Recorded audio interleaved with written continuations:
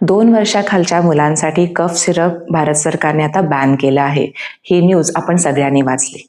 मग आपण cough syrup देण्याऐवजी काय करू शकतो? खरं तर मी ज्या देशामध्ये आहे त्या देशामध्ये 5 वर्षाखालच्या मुलांना कफ सिरप दिलं जात नाही. मग आपण कफ आटोक्यात आणण्यासाठी घरात काय प्रयत्न करू शकतो हे आज बघूया. एकतर नेझल सलाईन ड्रॉप्स जे असतात ते प्रत्येकाच्या घरी असायलाच पाहिजेत. आपण ॲडल्ट सुद्धा लहान मुलांप्रमाणेच हे ड्रॉप्स नाकामध्ये टाकून खोकल्यापासून, सर्दीपासून आपलं प्रोटेक्शन करू शकतो.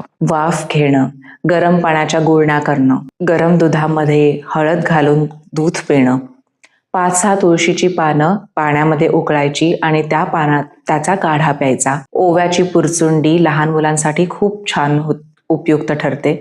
ओवा तव्यामध्ये भाजायचा आणि त्या गरम ओव्याची पुरचुंडी करून ती छातीपाशी, नाकापाशी न्यायची.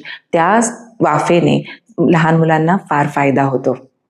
लहानपणी तुम्हाला जर आठवत असेल तर लसणाची माळ गळ्यात घातली जायची. तेच आपण सुद्धा करू शकतो. लहान मुलांच्या गळ्यामध्ये लसूण दोऱ्यामध्ये ओवून गळ्यामध्ये घालून त्याने त्याच्या इन्हेलेशनमुळे कफला खूप फायदा होतो. इवन आपण जिंजर क्रश करून, आलं क्रश करून त्यामध्ये मध घालून ते सतत चाटायला देऊ शकतो.